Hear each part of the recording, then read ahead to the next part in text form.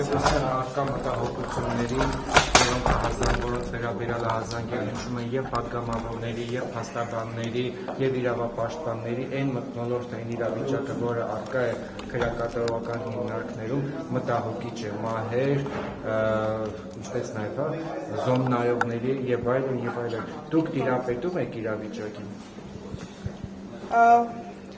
Զոմնայողների հետ կապված իհարկե քրեակատարողական հիմնարկներում միշտ եղել է այս մշակույթը,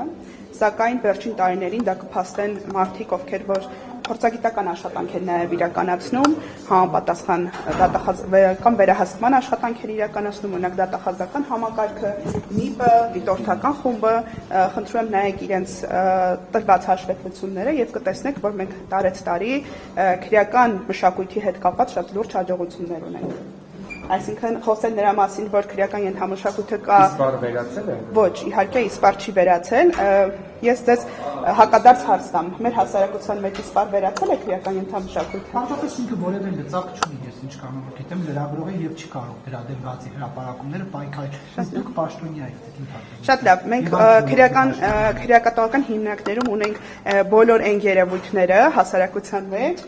բոլոր այն երևույթները, որոնք մենք ունենք իրականում հասարակության մեջ։ Այսինքն մեր հասարակության մեջ բոլոր շերտերով, բոլոր խնդիրները ավելի վառ եւ ավելի խտացված տարբերակով մենք ունենք քրեակապետություն եւ ինստիտուցիա բանակում դեպքերում ասում են հասարակությունից է, լանգերում ասում են հասարակությունից։ Վերջի շրջանում քրեական ենթամշակույթի հետ կապված ինչ հրապարակում ա եղել, եկեք ավելի առարկայական խոսենք։ Քրեական ենթամշակույթի ազդեցության հետ կապված ինչ հրապարակում ա եղել, ինչ խնդիր ա բարձրացվել։ Եկեք ավելի ես ձեզ հարցնեմ, որպեսզի նաեւ Նուբարաշենում այդ լրատվական միջոցների կողմից իրականում բնորոշված ծեծի հետ կապված, որը որ եղել է կոնֆլիկտային իրավիճակ եւ դրա հետ կապված ծառայական քննություն է նշանակվել, հանգամանքները կպարզվեն եւ դա աշխատակիցների միջև տեղի ունեցող կոնֆլիկտային իրավիճակ է եղել, որը ծեծ է եղել թե չէ, մենք հետագայում մեր ուսումնասիրությունների արդյունքում կպարզենք, բայց դա որ ծեծի մասին է։ Ոչ ասացին, որ նաեւ որպես բողոքի ակցիա Նուբարաշենի ծմահների հետ կապվածն եք ասում։ Ծմահների հետ կապվածը իհարկե քրեական վարույթ նախաձեռնվել է եւ դա ինչպես որ մենք իրականում նշել ենք, մենք խոսք ունենք ոչ թե ծեծի, այլ համաչափ ուժի կիրառման հետ։ Եվ առաջին հարցը վերաբերյալ է առողջական խնդիրներու, մասնավորապես այս դեպքում Միքայել Աջապահյանի առողջական վիճակի վերաբերյալ ահազանգ շատ ուղիղ խնդրեց, որ աննապահ վիրահատության կարիք կա, ձեզ դիմվել է առողջական խնդիրների հետ կապված, խնդրում եմ քրեակատարողական բժշկության պոակին հասցեագրեք ձեր հարցերը։ Դուք տեղեկություններ չունեք։ Ես տեղեկություններ չունեմ, նաև իրավասություն չունեմ, այսինքն ինքը նաև բժշկական գաղտնիք է պարունակում եւ այս տեսակի տեղեկությունները մեզ չի հասցեագրվում։ Հնարավոր է, որ աշխատանքի ընթացքում որոշակի տեղեկություններ մեզ հասնում է, բայց ընդհանուր առմամբ մենք ունենք բժշկական գաղտնիքը պահպանելու խնդիր եւ բժիշկները պարտավոր չեն մեզ որևէ տեսակի, այսպես ասած, տեղեկատվություն։ Ինչ պայմաններում են պահվում սրբազանները, Սամվել Կարապետյանը։ Ինչ նկատի ունեք, ինչ պայմաններում են պահվում։ Պահվում են միջին պայմաններում, ոնց որ մյուս հուսամ չեք էլ լինի, պահվում են այնպիսի պայմաններում, ինչպիսի պայմաններում պահվում են մյուս ազատությունից եկված անձինք։ Նուբարաշենում շատ վիճակ է, ես մի անգամ Նուբարաշենի պայմանները համեմատության մեջ դիտարկելով ամենավատն են մեր քրեակատարողական հիմնարկներում եւ դրա համար մենք այս տարի որոշակի ուսումնասիրություններ ենք իրականացնում Նուբարաշեն քրեակատարողական հիմնարկի այլընտրանքներ փնտրելու համար։ Իհարկե մենք եւս հասկանում ենք այդ պայմանների վատ լինելը եւ դրա հետ կապված տեղային լուծումներ տալիս ենք, այնտեղ խցեր վերանորոգվել են, երկարատեսակցության սենյակներ են վերանորոգվել, սա որպես տեղային լուծումներ, բայց շենքային պայմանները այնպեսին չեն, որպեսզի մենք կարողանանք համակարգային լուծումներ տանք եւ հիմա քննարկվում է այլընտրանքային լուծումներ գտնելու։ Արտադրության նախարարը ասաց, որ առողջապահական ցանկ կա քրեակատարողական հիմնարկների դեպքում, թե ինչ առողջական խնդիրներով մարդիկ պետք է դուրս գան եւ այլն, այսինքն լուծումն է։ Կարող եք ենթադրել, որ այն մահերը, որ եղել են մինչև հիմա, այդ ցանկի պատճառով է, որ այդտեղ չեն եղել, այսինքն իրենք ամեն դեպքում Ես իհարկե միանշանակ չեն ստացել միջամտություն կամ օգնություն դրա համար Ես միանշանակ այդպիսի հետևություն չեմ կարող անել, որովհետև այս հարցի պատասխանն էլ գտնվում է քրեակատարական բժշկության կենտրոնի եւ առողջապահության նախարարության իրավասության շրջանակներում։ Ես կարող եմ իմ դիտարկումներն անել, այո, լինում են դեպքեր, երբ որ ես անձի առողջական վիճակը տեսնելով, ես որպես այս դեպքում սովորական քաղաքացի, ով որ չունի բժշկության հետ կապված գիտելիքներ, մտածում եմ, որ այս անձը երևի թե ենթակա չի քրեակատարական հիմնարկում պատիժը կրելու։ Այս մասով իհարկե մենք կոմունիկացվում ենք մեր առողջապահության նախարարության գործընկերների հետ եւ վերջիններս նախաձեռնում են նաեւ 825 հրաման որոշումն է, նախաձեռնում են այդ որոշման մեջ փոփոխություններ անելու հանգամանքը։ Դուք Սրբոյի Գայլյանի ընկերուհին եք։ Տիկին Գայլյանը այդ հարցին բազմիցս պատասխանել է, ես Սրբոյի Գայլյանին ճանաչել եմ, այո, եւ Մենք էլ շատ մարդկանց ենք ճանաչում, բայց չունենք ընկերական հարաբերություններ, հարցը ուղիղ է։ Հարցը քանի որ ենթատեքստ է պարունակում, Գայլյանի ընկերուհին եք, թե ոչ։ Ես նորից եմ կրկնում, ես նախարարին միջև իմ պաշտոնավարումը ճանաչել եմ, բայց խնդրում եմ նաև մենք նույն կուրսում ենք սովորել կրիմինալոգիայի մագիստրոսական ծրագրում եւ ինչ է ուզում ստեղ շեշտադրել, այս հարցը շատ խոսվում է սրա մասին, սակայն խնդրում եմ նաև իմ կենսագրությունը Եվ տեսեք, ես միջև քրեակատարական ծառայության ղեկավար լինելը, որտեղ եմ եղել, ինչ կրթություն եմ ստացել, ինչ պաշտոններ եմ զբաղեցրել, ես հոգեբան եմ մասնագիտությամբ, հոգեբան կրիմինոլոգ, հետո մագիստրոսական ծրագիրը ավարտել եմ կրիմինոլոգիա, որը որ հենց հանցավորության պատճառների վերաբերյալ գիտություն եմ։ Հոգեբան ղեկավար եւ 8 ինքնասպանության ներկայացուցիչ։ Այո, դրանից առաջ ես, եթե այդպես դիտարկենք, ես 2020 թվականից սոցիալ հոգեբանական իրավական աշխատանքների ղեկավարն եմ եղել եւ մենք ունեցել ենք ավելի քիչ թվով ինքնասպանություններ, ունեցել ենք 3, 2 եւ 2024 թվականին ունեցել ենք 0 ինքնասպանության դեպք։ Ինքնասպանության դեպքերը աճը միանշանակ մեզ եւս շատ անհանգստացնում է, մենք անհատական վերլուծություն ենք անում ամեն դեպքով եւ փորձում ենք հասկանալ, թե որտեղ են մեր սխալները, որը որ թույլ է տալիս այս իրավիճակին։ Որոնք են եղել այդ ինչ կամենասում։ Պատճառները շատ տարբեր են եղել, ունենք հոգեկան առողջության հետ կապված խնդիրներ ունեցող անձինք, ունեցել ենք անձինք, ովքեր նաև իրենց կատարած հանցանքով պայմանավորված չեն կարողացել համակերպել այդ խնդրի հետ, իրենց կատարված արարքի այնպիսին ա եղել արարքը, ունեցել ենք անձ, որոնք որ հոգեկան առողջության խնդիր չի փաստվել անձի մոտ, բայց մեր վերլուծությունները ցույց են տալիս, որ ամեն դեպքում անձի մոտ եղել են որոշակի հոգեկան առողջության հետ կապված դրսևորումներ, որոնք որ հետագայում անձը չի բարձրաձայնել դրա մասին, քրեակատարական հիմնարկը եւ այսպես ասած համապատասխան ծառայությունները դրա մասին չեն իմացել եւ անձը վերջնական արդյունքում կատարել է ինքնը։ Նոր հարց-պատասխանի ընթացքում դուք հետաքրքրվեցիք Նուբարաշենի գործից, այսինքն այն ծմաներից բացի մեկ այլ դեպք։ Ոչ, մի քանի օր առաջ ուրբաթ օրը կարծեմ հրապարակում եղավ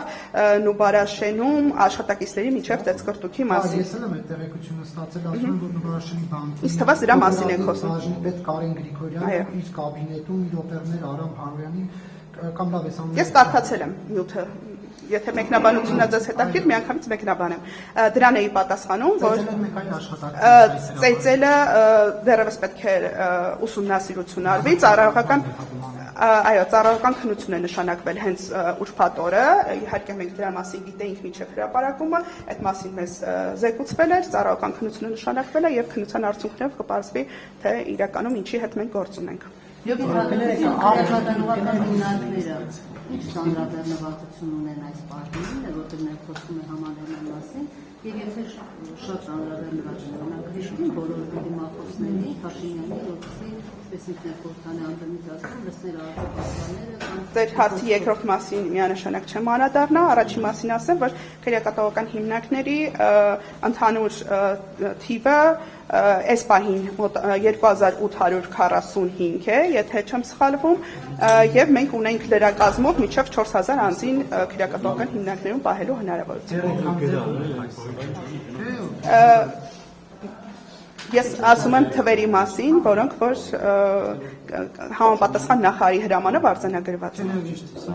Դեռ 4000 հոգու տեղ կա, թե Ոչ, ընդհանուր լրակազմը մոտավորապես 4000 հոգու համար է։ 2845։ Փաշինյանը առաջարկ է ներկայացրել, որպեսզի պատարակներից առաջ հնչի օրհներգը, դուք ինչ արդյունք եք եւ նաեւ երակոմ ծրագրը։ Նայեք, ցանկացած հարց, որը վերաբերելի չի իմ մասնագիտական գործունեությանը, ես ի սկզբանե ասեմ, որ չեմ պատասխանել, նաեւ խնդրում եմ նկատի ունենաք, որ ես վարչական պաշտոն զբաղեցնող անձ եմ, ում իրավունքները, պարտականությունները նախատեսվում են քրեակատվական ծառայության մասին օրենքով, եւ քրեակատվական ծառայության մասին օրենքը մեզ արգելում է ունենալ որոշակի եւ մեր ելույթներում խոսել որոշակի քաղաքական եւ դա իմ ընտրությունն է պատասխանել ձեր հարցին թե ոչ, որը վերաբերելի չի իմ մասնագիտական գործունեությանը, շնորհակալություն։ Արտիկի քրեակատարողական հիմնարկի պետի տեղակալի տղայի հետ կապված այդ միջադեպը որ տեղի ունեցավ, դուք դրանից ինչ հետևություններ արեցիք, արդյոք պետի տեղակալի գոնե ժամանակավոր լիազորությունները կասեցնելու անհրաժեշտություն չկար։ Նայեք, մենք ցանկացած գործողություն, որ իրականացնում ենք, պետք է այդ գործողությունը բխի օրենքից։ Օրենքում համապատասխան օրենքներում մենք չունենք այդպիսի հիմք, որպեսզի անձին աշխատանքից ազատենք կամ լիազորությունները կասեցնենք իր տղայի կատարած կամ իր ազգականի կատարած այս կամ այն հանցանքով պայմանավորված։ Սրա հետ կապված ես ունեմ իմ դիրքորոշումը, որը որ ցանկանում եմ հնչեցնել միանշանակ, մենք ինչ որ արդեն նշեցի քրեակատվական հիմնարկներում ունենք 2845 ազատությունից զրկված անձ։ Եթե մենք այս տեսանկյունից ենք փորձում նայել երևույթներին, մենք ուրեմն պետք է բոլոր այդ անձանց ծնողներին գտնենք, դարձնենք թիրախ եւ պահանջ ներկայացնենք մի րոպե, եւ պահանջ ներկայացնենք այդ անձանց այս կամ այն աշխատանքից ազատելու, որը կարծում եմ, որ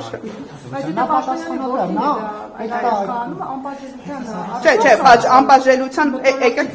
ոչ, որովհետև նայեք, հիմա ես նաև իմ փորձով ձեր հետ կիսվեմ, քրեակատվական հիմնարկում անչափահասները վերջի տարիներին, լսում եք, վերջի տարիներին անչափահասները նվազագույն թիվ են մեր մոտ ունեցել քրեակատվական հիմնարկներում։ Անցյալ տարի մենք անգամ ունեցել ենք դեպք, որ անչափահաս ազատությունից զրկված անձ չենք ունեցել։ Այս պահին մենք ունենք 6 անչափահաս ազատությունից զրկված։ Այս անչափահասները սովորաբար հայտնվում են քրեակատվական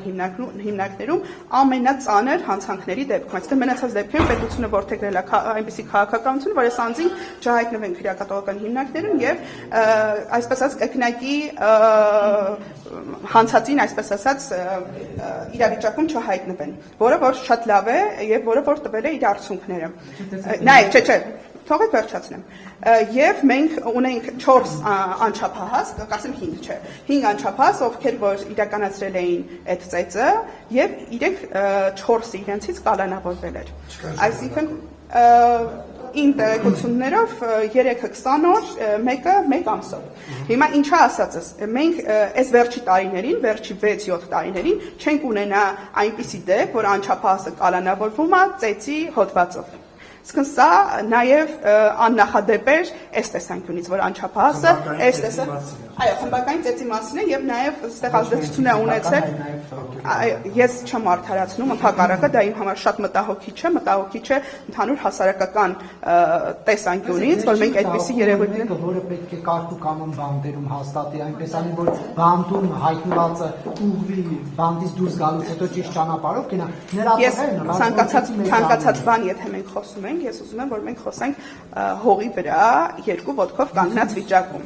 Մենք, այո, հիմա նայեք, մենք այնպես չի, որ մեր համար նորություն է, որ մեր հասարակության մեջ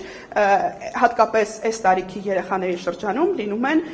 ծեծի դեպքեր։ Սա մեր համար նորություն չի։ Եվ սա նաև մեր հասարակության, չէ, թողեք վերջացնեմ։ Չէ, ես հիմա տանում եմ նրան, թե մեր հասարակությունը ընդհանուր առմամբ, հատկապես տղաների շրջանում, բռնության քարոզող հասարակություն է։ Այսինքն տղան մեծանում է, տղային ասում են, երբ որ մեկը քեզ բան է ասում, քարը վերցրա դուր գլխին, ու երեխաներին սովորեցնում են ավելի շատ բռնություն, քան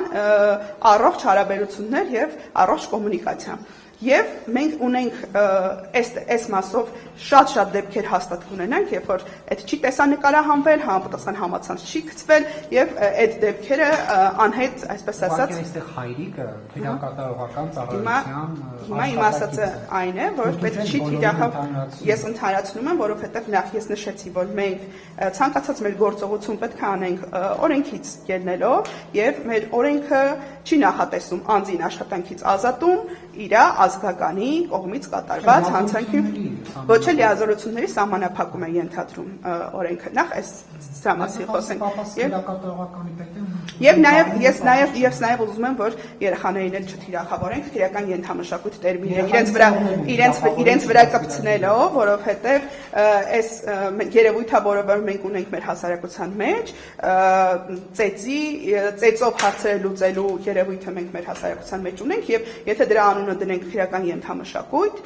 մենք կստացվի մեր հասարակության մեծ մասը կրում է քրեական ենթամշակույթ աբսուրդը գիտեք որ նա որ մեկի հայրը քրեակատարողականի աշխատիկից է մեկինը դպրոցի տնօրենն է մյուսինը մանկապարտեզի դաստիարակ կամ դաստիարակչուի մեկինը համայնքի վարչական ղեկավար է այսինքն մարդիկ որոնք ինչ որ ինստիտուտներ են կառավարում Մեր համար այստեղ ամենակարևորն էր հասկանալ, թե լծակների մասին խոսեցիք, այդ անձը ունեցել է որոշակի վարքային դրսևորումներ տարբեր կերպ ազդելու նախաքննության կալանքի տակ եղել, մեկ ամսովն է եղել, թե 20 օրով։ 3-ից։ Չէ, անչափահասները Աբովյան քրեակատողական հիմնարկում են բոլորը։ Անչափահասները եւ կանայք Աբովյան քրեակատողական հիմնարկում են իրենց պատիժ։ Խոսել եք նրա հոր հետ, որը որ արդյոք ինչ մեկնաբանություն է ինչպես է որդու այսպես պահվածքում մեկնաբանել։ Ես խոսել եմ հոր հետ, բայց քանի որ դա շատ կոնֆիդենցիալ խոսակցություն է, չեմ ուզում դրա մասին բարձրաձայնել, նաև անձի անձնական տվյալների գաղտնիությունը հաշվի առնելով նաև քրեակատորական հիմնարկներում արտամտահոգիչ դեպքերը, որոնց մեզ որպես լրագրողներ անձնանում են, ես նաև լրատվական դաշտի անունից խնդրում եմ կազմակերպել այցելություն, որպեսզի մենք նաև որոշակի առանց տեղում ծանոթանանք եւ գիտեմ որ հաշվի առնելով որ շատ ազատությունից զրկված անձիկ ցանկություն չունենա հարցազրույց տալու լինում են նմանատիպ դեպքեր այն ամենի պայմանները տեսան նկարահանելը եւ իրավիճակները ծանոթանալու համար որպեսզի հղում չարվի որ նրանք ցանկություն չունեն հարցազրույց տալու մենք առաջիկայում եթե չեմ սխալվում դեկտեմբերի 16-ին բայց այդ մասին մենք հայտարարությամբ հանդես կգանք Աբովյան քրեակատողական հիմնարկում ինչպես որ նախարարը խոստացել է շրջայց ենք իրականացնելու ես էլ կլինեմ այդ շրջայցին եւ դրանից հետո նաեւ նախատեսում ենք փակ քննարկում լրագրողների հետ տարբեր հարցերի հետ կապը այո այնտեղ հնարավոր է շրջայց կազմակերպել այս պահին այդ հարցը կարող ենք մենք քննարկել եւ ձեզ դրա պատասխանը տալ։ Հնարավորությունը դեկտեմբերի 16-ին այո, Աբովյան քրեակատողական հիմնարկում շրջայցի եւ հետագայում նաեւ փակ քննարկման հրավեր կլինի։ Դուք համաներում անոտորն ընդդիմության կողմից անհատություններ ունեք համաներում հայտարարելու, որպես ճանապարհնկատություն իհարկե դերտեղ եք, բայց ամեն դեպքում 2000 համաներում կապված ու առաջարկներ նստածել, եթե քաղաքական որոշման պետք է լինի, բայց ինչպես է կարծում, արժե քաղաքական Նայեք, համաներումը ունի դրական եւ բացասական կողմերը, դրական կողմերից քրեակատողական հիմնարկի ծանրաբեռնվածությունը թոթափելն է եւ անձանց երկրորդ շանս տալը, բայց իր բացասական կողմերը մենք նաեւ հետագայում հանցագործությունների աճով ենք տեսնում եւ այս պարագայում պետությունը որդեգրել է անհատական մոտեցման քաղաքականությունը եւ մենք հիմա աշխատում ենք բաժից պայմանական բաժամկետ ինստիտուտի զարգացման ուղղությամբ եւ որը որ մեզ հնարավորություն կտա հետագայում ըստ մեր հաշվարկների հնարավորինս շատ անձինք, որպեսզի պայմանական բաժամկետ ազատվեն իրենց ոչ թե այս կամ այն համաներման, այսպես ասած, ընդհանրական բանի մեջ ընկնելով, այլ անհատական մոտեցման եւ իրենց վարկով պայմանավորված այդ կլինի։ Պայմանական բաղաժամկետ ազատվել է 151 անձ, ես ասում եմ նոյեմբերի 24-ի տվյալներով, վերջի մի քանի օրվա տվյալը այս պահին չունեմ, անցյալ տարի ամբողջ տարվա ընթացքում 130 էր, եթե չեմ սխալվում, գնալով 24-ի մասին է խոսքը, գնալով տենդենսները ավելանում են եւ ես կարծում եմ, որ համապատասխան մեր գործընկերների հետ ճիշտ կոմունիկացիաների արդյունքում մենք հետագայում նաեւ այս մասով բարելավումներ կունենանք եւ նաեւ մենք քրեակատվական ծառայության կենտրոնական մարմնում արկա է տեղաբաշխման հանձնաժողով, որը որ իրականացնում է անձանց անվտանգային գոտիների փոփոխություն, այսինքն բարձր անվտանգային գոտից անձը իր վարքագծով պայմանավորված կարող է հայտնվել առավել ցածր անվտանգային գոտում եւ այս մասով էլ մենք թողեք վերջացնեմ, այս մասով էլ մենք ունենք բարելավումներ եւ այս տարի այս պահին թվերը չեմ հիշի, բայց մենք իհարկե մեր ծառայության էջում անհամբխան ամփոփումներից հետո դրանք կգցենք, կարող եք ծանոթանալ, մենք այս մասով էլ ունենք շատ անձինք, ովքեր որ առավել ցածր անվտանգային գոտի են գնացել։